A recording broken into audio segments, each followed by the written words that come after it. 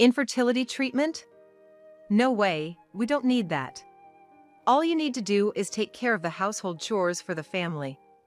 What? That's... I turned pale at Jack's unexpected words. It was as if he was treating me like a mere housekeeper. I spent every day holding these feelings of frustration. Then, while cleaning Jack's room, I discovered something. It was a childbirth DVD of a woman I didn't know. Who is this woman? As I was at a loss for what to do, a man named Michael appeared. I enlisted Michael's help to expose Jack's infidelity in front of our relatives. In our family, it's a tradition to gather at the main house on New Year's Eve. I made a proposal to my in-laws to get their cooperation. Can we hold this year's end-of-year gathering in the annex where we live? After I explained everything step by step, my in-laws agreed. And so, my revenge against Jack began. I am Maria, a 40-year-old housewife, married for 3 years. I married at 37 and wanted to have children soon. However, even after 3 years, I was unable to get pregnant. I married Jack, 3 years my senior, through a matchmaking arrangement. Our family is well known locally. It was a bit strange that Jack, the son of such a wealthy family, remained single until 40. But I thought we got along well and were compatible. That's why I decided to marry him without hesitation. After marriage, we started living in an annex on my in-laws' property. Eventually, we were supposed to live with my in-laws, but that seemed natural since I married the only son of a good family. My in-laws cherished me as their daughter-in-law. My father-in-law is a bit difficult, but my mother-in-law is very kind. So, I thought we would get along well. Then, as Jack wished, I quit my job and devoted myself to helping out with family chores. I've always liked helping others. I was supposed to start a happy married life, just like in my dreams. However, about a year into the marriage, Jack started to change. Initially, Jack was kind. But recently, his attitude towards me became indifferent. When he came home from work, he wouldn't even say I'm home. Instead, he would say, "Wash this and iron it," handing me his crumpled shirt. The only time he talked to me at home was to give me chores. Did I do something to offend him? While thinking this, I reflected on my actions since getting married. But I couldn't think of anything that would have angered Jack. Still concerned, I decided to talk to my mother-in-law. Jack has been cold to me lately. He doesn't talk to me except when giving chores. Did I do something wrong? When I asked, my mother-in-law smiled kindly and answered, "Jack is just like his father. My husband was the same after we got married. Maybe Jack, like his father, finds it embarrassing to talk to his wife. So, it's nothing to worry about? Well, isn't that just the way it is with marriage? As time goes by, you'll come to understand each other better." Hearing my mother-in-law say that, I felt a bit relieved. My in-laws have a very good relationship now. So, I think that if Jack and I are married for many years, we'll get along well too. That's what I thought, feeling reassured. But first, if we have a child, maybe Jack will change. I've always liked kids and want to have my own soon. For that reason, I check my basal body temperature every morning and look for the best days to conceive. I've also been living a healthy lifestyle to increase my chances of getting pregnant. Still, after 3 years of marriage, there was no sign of pregnancy. Maybe there's something wrong with me. I tried to discuss it with Jack. "Hey, Jack. We've been married for 3 years but still haven't had a child. I'm thinking of getting it checked out." "Huh? What are you going to check?" Jack asked with an indifferent face. Still, I mustered up the courage to ask. "That's why I mean maybe one of us has an issue. I'm thinking of getting tested or, undergoing fertility treatment." When I bravely brought up the topic of fertility treatment, Jack looked displeased. And then said something outrageous. "Infertility treatment? No way, we don't need that. All you need to do is take care of the household chores for the family. What? That's... I turned pale at Jack's unexpected words. It was as if he was treating me like a mere housekeeper. Jack, don't you want children? Your father expects an heir, after all.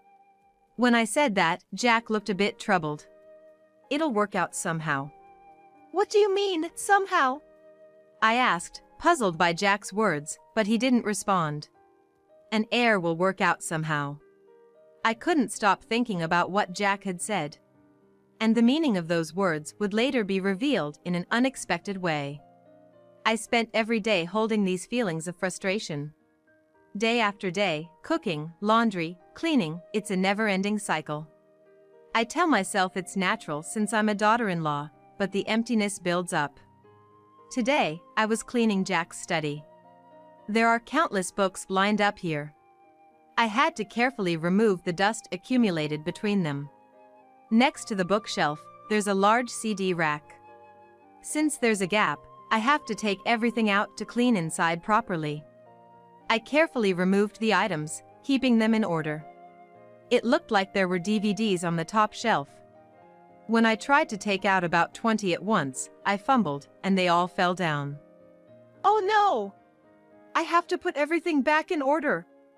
All the DVDs had fallen out of their cases, and I couldn't tell which belonged where. Jack is meticulous, so he labels both the discs and their cases.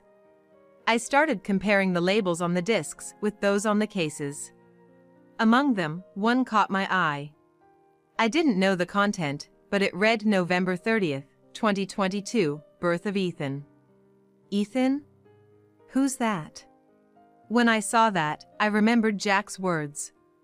An heir will work out somehow. Thinking there might be a connection, I decided to play the DVD. I took it to the living room with the TV and put it in the DVD player. Then, I pressed the play button. What appeared was a dark room with only a bed that looked like a hospital examination table. A woman in her early 20s was lying on the bed. She was smiling at the camera. In a large pajama-like outfit, her belly was noticeably large. Apparently, she was pregnant.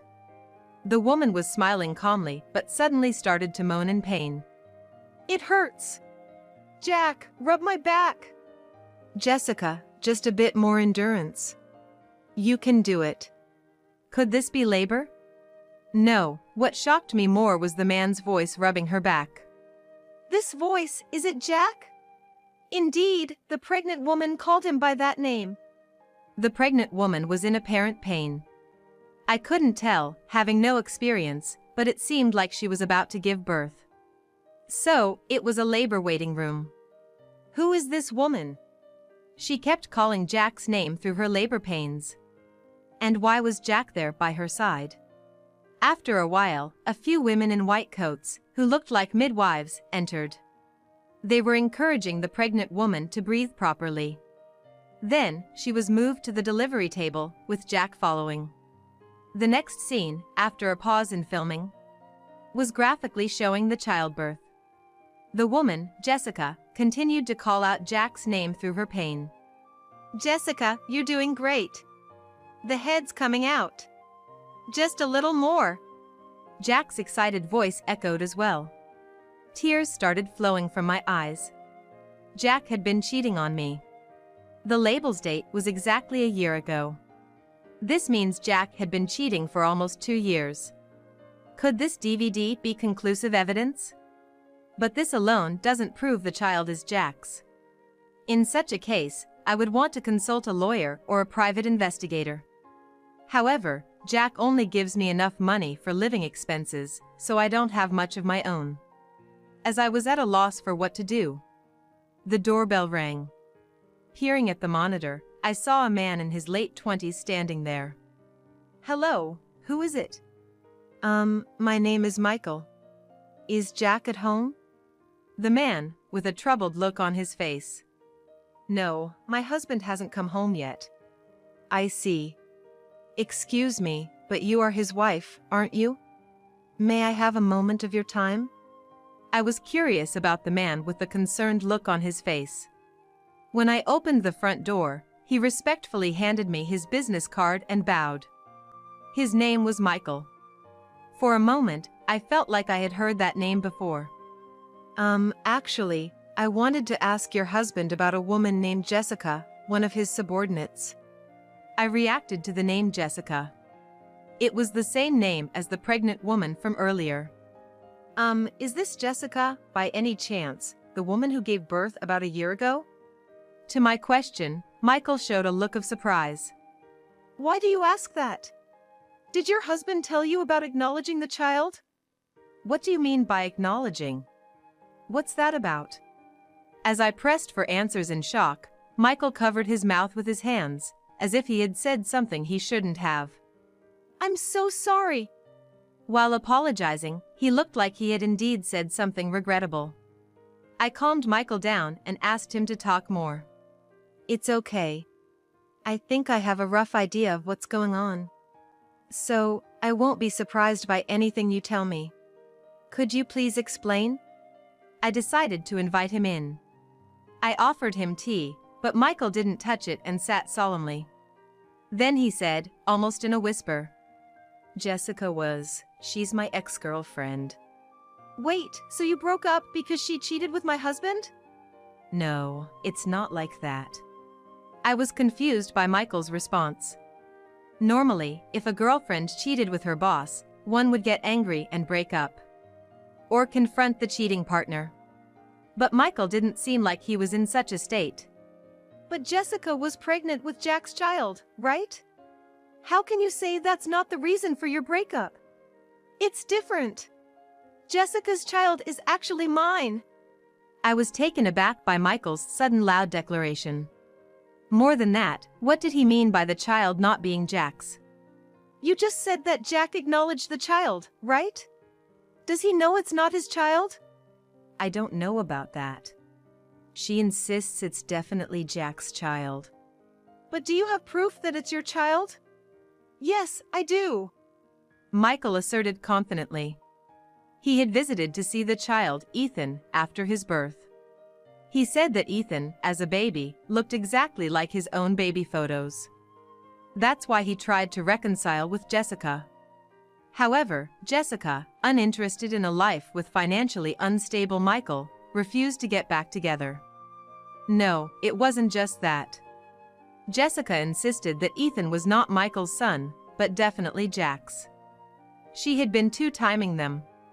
Since then, she had Jack acknowledge Ethan and was receiving child support and living expenses from him.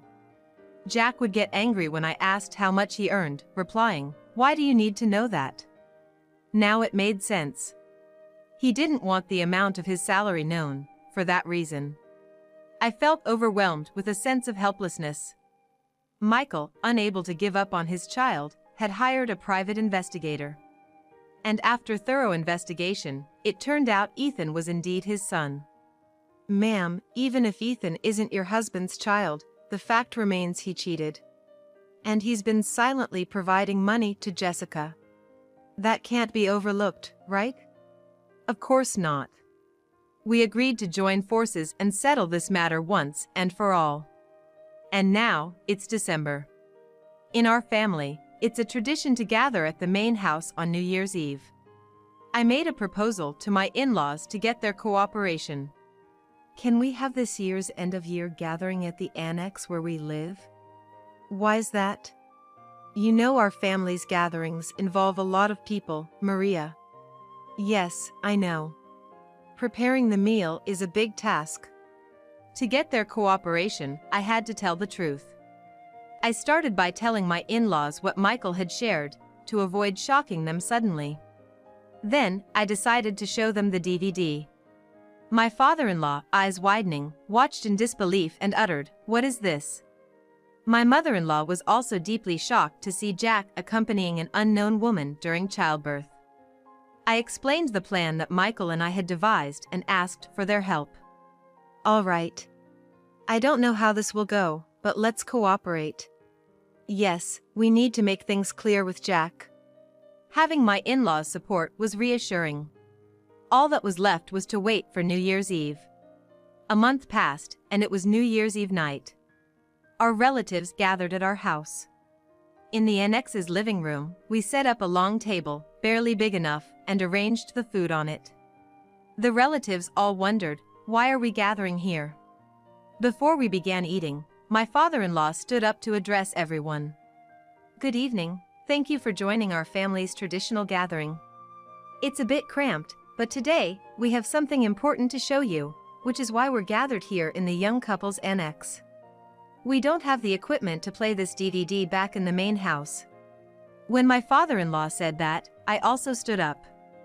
Ladies and gentlemen, before we dine, please watch this video. I said this, turned on the TV, and started preparing the DVD player. What is it? Some interesting video? Jack asked me with a smirking expression, unaware of the fate that awaited him. As soon as I pressed play, Jack's face froze. Suddenly, the labor waiting room appeared, with Jessica lying down. Is this? Hey, stop it, Maria! The relatives around us began to murmur in confusion. What's this all about? Who's that pregnant woman? All eyes turned to Jack. Realizing the trouble, Jack frantically searched for the DVD player's remote. But anticipating this, I had hidden the remote. When Jack realized the remote was missing and approached the DVD player, my father-in-law held him back. Stop! Please stop! Jack struggled to stop the playback. But my father-in-law and I firmly restrained him. Jack, don't make it worse. Just watch quietly, Jack. Hearing his parents' words, Jack, almost in tears, fell silent. Meanwhile, the childbirth DVD continued playing. Is this Jack's secret child? Oh my! To think someone in our family has a mistress. If this gets out, we won't be able to show our faces around here. Amid the uproar, with some relatives crying, I addressed everyone to calm them down. Everyone, please calm down. This baby being born is not Jack's child. But Jack was there, right? The pregnant woman kept calling his name in pain. Everyone looked at me, confused. Jack was the most shocked of all. Maria, how did you know that? Oh? So, you knew it too? That he wasn't your child? When I pressed him, Jack covered his mouth with an awkward awe. Why did you acknowledge him if you knew he wasn't yours? And you've been paying child support every month. Well, that's... Jack, sweating on his forehead, was at a loss for words. Acknowledgement? Child support? And yet he's not your child? Explain that properly. Yeah. We can't accept this as it is. Everyone was accusing Jack in unison. But Jack himself couldn't seem to spit out the truth. My mother-in-law, unable to hold back any longer, prostrated herself in front of everyone, crying. Everyone, I am so sorry. It was my fault for not raising him right. While sobbing, I rubbed her back with both hands. No, it's not your fault. I am going to call someone who will testify now. That's right, I forgot. I'm sorry for losing my composure. My mother-in-law raised her tearful face. Jack, sensing something was off, confronted me. What's going on? What are you all planning? Quiet, Jack. This mess is your fault in the first place. Yes, even if the child isn't yours, the fact remains you cheated. The room fell silent at the in-laws' words. It was about time to make the call. I took out my phone and dialed someone. A few minutes later, the doorbell rang. It was Michael, who had been waiting nearby. Behind Michael was Jessica, carrying Ethan. When I let them into the living room, the relatives started murmuring. Isn't that the pregnant woman from before? Yes, that's her. And this man, Michael, is the real father of the child. I introduced Michael to everyone as planned. Michael followed our plan perfectly, bringing Jessica with him. The plan was this. Michael went to Jessica and told her that Jack's family had found out about his secret child. He lied that Jack could no longer pay child support and was transferring custody to Michael. Believing this, Jessica would surely panic. So Michael said, "I can't suddenly become a father," and suggested they come to our house to discuss child support. Normally, a mistress wouldn't come to the house. But Jessica seemed desperate for money. Thinking Jack would help her, she came. Because Michael knew how Jessica would think, he brought her here as planned. As expected, Jessica yelled at Jack on seeing him. "What? You're not paying child support anymore? And even giving custody to this poor man is cruel." "What? I didn't say any of that." "Tricked you, Jessica." "What? It was a lie?" "Yes. The part about my wife finding out is true. That's why you had to come here. To pay for your cheating and tricking us into child support." "That's terrible. You tricked me." "But it's true that I, Jack's wife, found out. So, it was necessary for you to come here. To make amends for cheating and deceitfully taking child support." Hearing my words, Jessica's face gradually turned pale. "It's not a lie. Ethan is definitely Jack's child." "That's right. Ethan is my son, and I plan to make him my heir." Jack defended Jessica, saying that. But the relatives were not going to stay quiet about such a claim. "What? You were planning to make someone else's child our heir?" My father-in-law shouted in anger, and everyone else joined in with their complaints. In the midst of this, Jack boldly stated, "Maria can't have children. I'll divorce her, the useless wife, and remarry Jessica, who gave birth to my heir, even if he's not my child." The room went silent for a moment. Then, my mother-in-law clung to Jack and said, "How can you abandon Maria, who has devoted herself as our daughter-in-law? That's too much, Jack." "I have no choice. Dad always wanted an heir. No, I won't accept it. Don't you realize how much Maria wanted a child? I knew she consulted you about it. And yet, what did you do? Told her to just do the housework, treating her like a mere housekeeper." I was moved to tears by my father-in-law's passionate defense. "Why would Dad know all that? Did you snitch, Maria? Idiot. We live right next door. Everyone hears your voice. And I won't recognize that heir." Hearing this, Michael also spoke up to Jack. "Jack, about this heir thing. There is evidence that Ethan isn't your child." "Evidence?" "I hired a private investigator to look into it. Remember when you were at a bar, chatting happily with the woman sitting next to you? So what? At that time, you were sweating profusely, and that woman wiped your forehead with her handkerchief. Turns out, she was from the private investigation agency. When I went to Jessica's place, I secretly borrowed Ethan's pacifier and had a paternity test done with it. You realize now? You're not Ethan's father. And by the way, Ethan's blood type is AB. You should have known that since you were there." "Maria, what's your husband's blood type?" "O type, so there's no way they can be related." Jack said he was a type when filing the acknowledgement, knowing Jessica is B type. For the record, I'm a type. With these facts revealed, Jack nearly broke into tears. I got tested. The results said it was highly unlikely for me to father a child. Hearing this unexpected fact from Jack, I couldn't hide my surprise. "Why didn't you tell me earlier? We could have sought treatment. I was embarrassed. And with the neighbors watching, I couldn't go for treatment. So, I acknowledged Ethan." "That's impossible now. Silently give back the custody to his real father, Michael." "No! Stop it!" Suddenly, Jessica, who had been silent, burst into tears. "I wanted to bear Jack's child and become part of this family. I don't want this poor man." "What? Who's poor?" "That's right. Michael isn't poor." Michael and I looked at Jessica as if mocking her. "What are you talking about? Michael works at a small-town factory with a low salary. Are you just pretending?" At Jessica's loud voice, Ethan in her arms started crying. Michael quickly approached and embraced Ethan firmly. Poor thing. You're a mother, don't shout like that.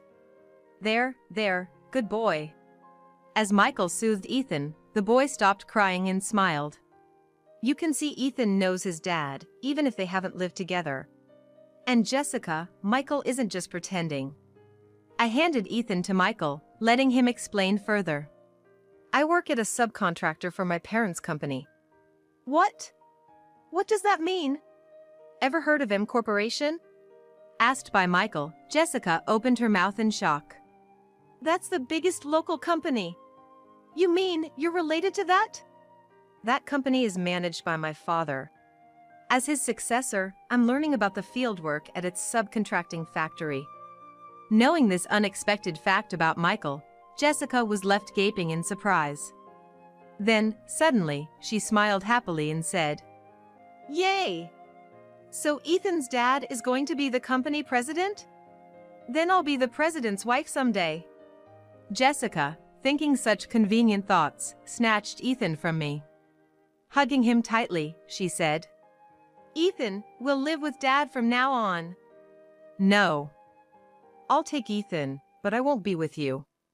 I'll raise him at my parents' home. That seemed only natural to me.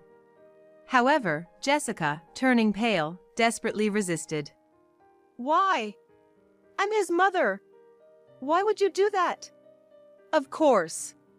You've been nothing but lies, chasing after men with money. How can anyone trust you? No, I won't lie anymore. Please. Let me stay with Ethan. He needs me. Jessica looked at Michael pleadingly. But Michael's decision was unwavering. Ethan was even trying to look away from Jessica. She no longer had the right to be a mother. Jessica. There's something you need to say first. You had an affair with your boss, and now his wife and relatives are here. Shouldn't you apologize? Well, that's... Jessica was at a loss, with the relatives watching. I seized the opportunity to confront her. Well, regardless